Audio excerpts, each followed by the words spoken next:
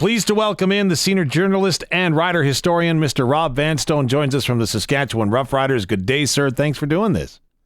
Pleasure, Dave. Nice to chat with you.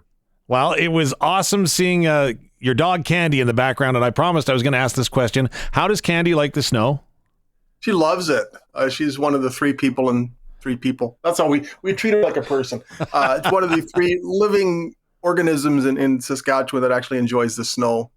She just romps in it and then spends the next half hour trying to get the ice out between her pads. It's a real adventure for her, but she's loving it, and that's she's alone in that regard in this household. So there's a lot of people in Saskatchewan saying I get that. On the Western Pizza tomorrow, I'm not sure anybody else will. So. Isn't that true?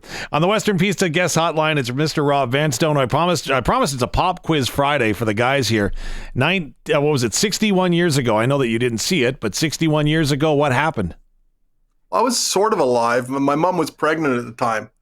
Okay, and so Friday, November 22nd, 1963 at 12:30 p.m.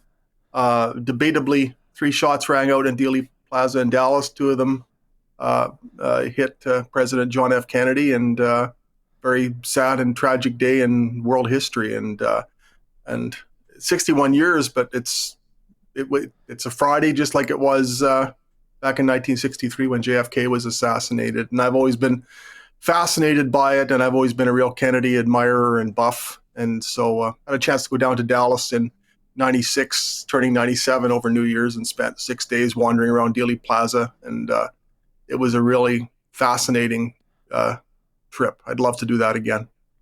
I know we will talk Roughriders in just a moment, but I'm curious, sometimes when you go to see places, right, that you've read about, that you've learned about, you may feel let down. Were you let down at all when you went? No, it was the opposite. It was just so eye-opening, and just to see everything in 3D. I was so used to seeing it on television or in black and white images or on film. And what I remember is coming in from the airport during a Cowboy playoff game. Why didn't I book an earlier flight?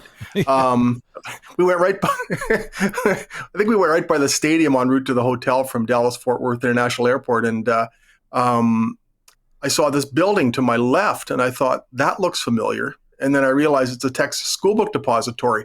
But what struck me was that it wasn't in black and white. I was expecting to see everything in black and white because I'd been so used to those images. And I'd seen pictures of the kind of the burnt red brick building, but in person, I was expecting to see a black and white building and a black and white Dallas. And it was in color. And because of that, I didn't recognize it instantly. It's like somebody had colorized my entire vacation. And I don't know if 6 days walking around trying to solve an assassination constitutes a vacation, but it was a really cool trip. And I got to see a couple of NHL games, including one of them with Wayne Gretzky scoring 2 goals for the Rangers. And went to my first National Basketball Association game. It was a really amazing trip. Awesome. Well, let's turn the pages. This may have seemed like a vacation. It most certainly did to me, as it seems like just yesterday we were talking about, hey, the Saskatchewan Roughriders are getting ready to open training camp in Saskatoon, and all of a sudden the CFL season has come to a close. Did it fly by that quickly for you as well? That one, unlike any Rider season I've ever experienced, just absolutely zoomed by.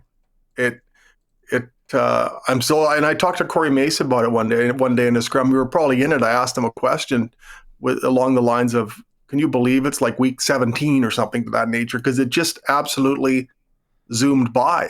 It doesn't seem like that long ago that it was training camp. But then I look out the window and realize that, it was a while ago. Although some days of training camp reminded us of today's climate. It's pretty cold some of those days, but I've never seen anything fly by. And maybe it's a symptom of age, because every year it seems that time elapses on fast forward. But this one really zoomed by. And I think that's a good sign. You know, the tough years, they tend to you grind along minute by minute, hour by hour. And when you're enjoying yourself, when you're doing something you love, when you're on a vacation, for example, time seems to proceed at an accelerated pace, and that's what this season was like.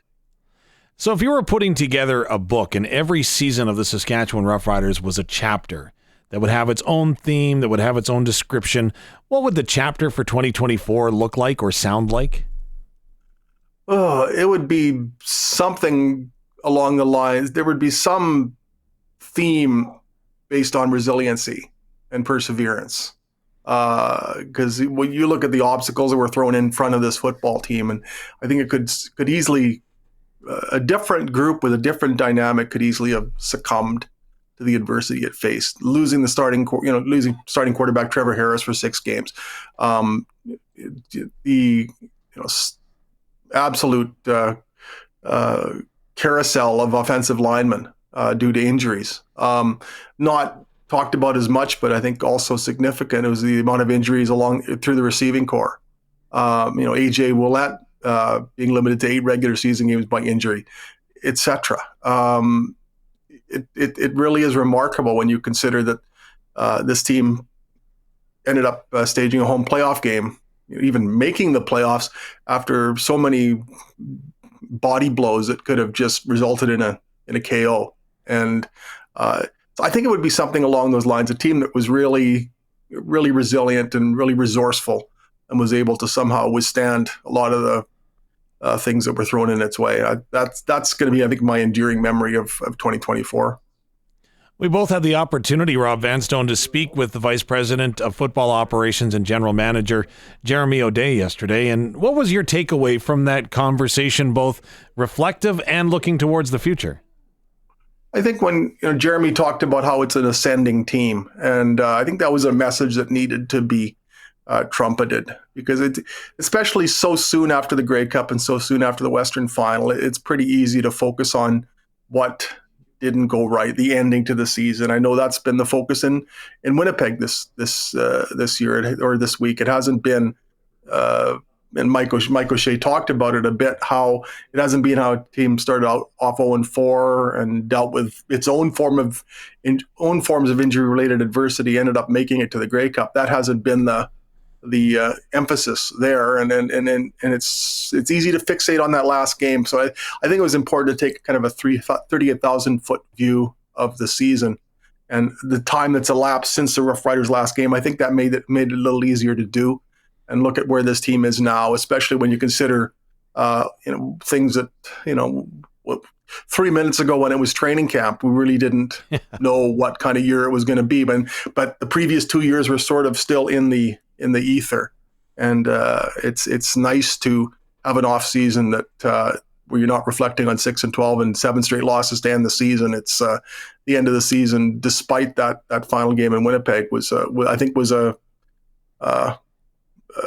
testament to the team's success. I mean, just spinning out of that 7-game winless streak when so many parallels were being drawn to the previous 2 years, even though I think there were more dissimilarities than similarities between this year and the previous 2. For this team to have done that, I think that was an important thing to discuss, and I took that away from it. The only constant, they say, in professional sports is that there is change and evolution. So obviously there is going to be some change inside the walls of the Saskatchewan Roughrider locker room. What do they need to do, they being the Saskatchewan Roughriders, to ensure that they take a step forward from the solid base then that they've established this season? I think, free agency being what it is and 1-year contracts being as popular as they are, I think, and again, this is something that Jeremy ODay talked about a great deal yesterday, or 2 days ago, pardon me. Continuity is so important, and it's just so tough to do with 1-year contracts being in vogue. But there will be some needs in free agency, obviously. But I think one of the keys is really to keep as much of the band together as is possible, and it's tough, especially when a team's coming off a good season, because that means a lot of players played well, and a lot of them are going to want to be rewarded for that. And so how do you reassemble as much of this team as possible while keeping in mind that there are the parameters of the salary cap? And Jeremy has re-signed through this year, and in some cases the year after, a significant portion of the base. But you look at some of the pending free agents, Jameer Thurman, for example, Marcus Sales, etc. Trevor Harris. I think it's really important to bring back as many of the key players as there can be, and the more that can be done, the more 2024 can be a building block. It's interesting to me because it doesn't seem like that long ago that observers of the Canadian Football League were pointing to a lack of talent at the quarterback position. Now it seems like there's an abundance of such talent spread around the league. Can you recall a time where there were as many moving pieces in the quarterback carousel going into an offseason as there potentially are right now? There were some times in the 90s when it was pretty crazy. You had Matt Dunnigan seemingly moving from team to team to team every year. Damon Allen was moving around quite a bit. Ken Austin later in his career went from Saskatchewan to BC to Toronto to Winnipeg. Tracy Ham got traded to Baltimore, and even Doug Flutie, as great as he was, went from BC to Calgary to Toronto. In the 90s, it was just absolutely wild. And this is pretty stable compared to the musical quarterbacks that was being played back. Tom Burgess is another example. Ottawa, Saskatchewan, Winnipeg, Ottawa, Saskatchewan. We played for two teams twice. That's how crazy it was back then. So, so that's it. That's as close a parallel as I can draw. It's not a precise parallel by any stretch of the imagination, but you're right. A few years ago, I think there was talk that, okay, teams are lucky if they have a bona fide starter, and the ranks of the backups seemed to be depleted. And now even you look at a situation in Montreal where there's Cody Fajardo and there's Davis Alexander.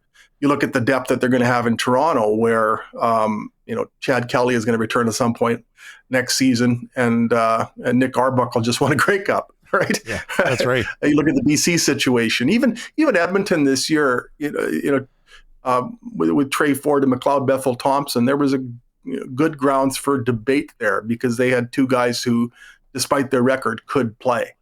And so you look at, I talked about how the Riders were able to withstand some of the adversity. I think it was pretty key for Shea Patterson to come in and the Riders to pretty much hold serve while he was there. It was 2-3-1, and it could easily have been 3-3 if not for the way the game ended in Ottawa. So the cause was not lost when Trevor got hurt. And I think that's also underlines the validity of your point regarding the quarterbacks. How about Kevin Glenn when you talk about jumping teams, huh? Oh my goodness! I mean, a three-time Rough Rider. I mean, and such significant stretches of time between being a Rough Rider, between Chapter 1 and Chapter 2. Right before training camp in 2004, he was traded to Winnipeg, and then it's more than a decade elapses before he comes back. I mean, that was absolutely wild. The one of only two three-time Rider quarterbacks. The other one was Frank Tripucka. Oh wow! Jeez, it was on the Rough Riders when they were in BC on November 22nd, 1963. The Riders had tied 2 days before John F. Kennedy was assassinated. The Riders had beaten BC 13-8 to tie the best of three Western Conference final at 1-1. And the day after the assassination, the Riders were defeated by the Lions. But Frank Tripucka was Ronnie's backup. At times, it was a starter in 1963 after starring in the American Football League with the Denver Broncos. Yay, Broncos. You worked that in well. Well done. Rob Vanstone is our guest. I appreciate you taking some time for us this afternoon. I don't want you to run just yet. The time, Dave. Do want to ask you your thoughts on what you think is going to be the most significant quarterback then that will have to fall into place. So there are a number of names that are floating out there that aren't under contract for next year. We all know that Vernon Adams Jr. is going to be traded from the BC Lions. Is there one quarterback that you feel will have to be dealt with before the other teams settle on who will be starting under center for them in 2025? I think that it's not unlike Major League Baseball with Juan Soto. I think a lot of teams in MLB are waiting to see where Soto goes before everything else kind of lands in free agency. And that will dictate the market, and that will dictate teams' needs and teams' budgets. And I think Vernon Adams Jr. is a Canadian Football League equivalent. Once that matter is dispensed with, then everything else will fall into place. And I think it will pretty quickly overall. Teams need to kind of establish their direction, and the quarterback is such a pivotal player there. So once BC deals with, VA, and I would think that would be before the end of the year, then everybody else is I think everything else will unfold quite logically. Do you want to throw out a team name as a prediction? You don't have to. I think Calgary makes a lot of sense if you look at the situation there.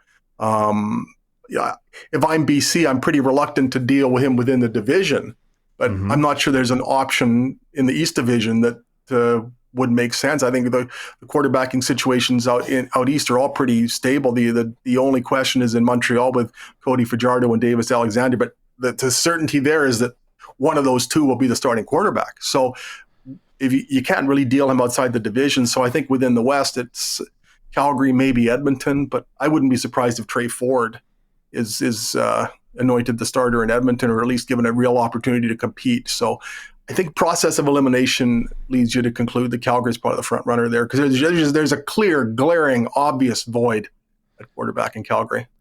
Do you think McLeod Bethel Thompson plays again in the Canadian Football League?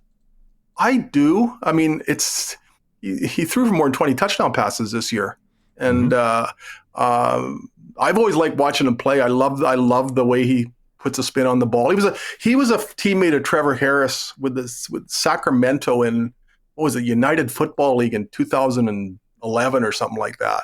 And one of the players on that team was John David Washington, the son of Denzel Washington. So that's right. And Trevor speaks so highly of McLeod Bethel Thompson. And he's someone who's been maligned a bit, but this is a guy who can play. He was the starter for most of a championship season with Toronto in 2022. And he throws a great football. I think he's a really good quarterback. And I think he's kind of a wild card in this whole equation, because he can really help a team. And I think in a better situation could thrive. All right, last question for you. I know that they're saying no, but I've got one more real quick for you. No, it's the Regina Pats. Your analysis is spectacular on the radio. We appreciate you doing that. Tanner Howe traded yesterday. Your reaction to the deal? Well, Dante summed it up so well, and Dante is such a gem. It really puts me in a tough position having to follow him on the air. That story about the broadcast equipment was so good. Love Dante DeCaria. It's tough to see Tanner Howe go, and everything he said about Tanner is pretty much echoes my sentiments about it. What a first-class young man. Just one of the nicest, politest young men ever, and he happens to play hockey at a terrifically high level. But what Alan Miller was able to get back in that deal, you presume in a deal like that, and it's a forward-looking transaction, but there's significant players that people are going to be able to enjoy this year. And not only that, Alan Miller's added to the draft capital, which was already bountiful. And now over in the next 3 years, there's 15 picks in the first 3 rounds. And I remember a general manager very well who used to stockpile picks in that fashion. And his name is Kelly McCrimmon, and he's now in the National Hockey League. That's what this reminds me of. Rob Vanstone, thank you so much for doing this. Take care and enjoy the rest of your weekend. I will. Thank you so much for your time, Dave, and I hope everybody else has a nice weekend, bereft of as much shoveling as possible. So, said very succinctly.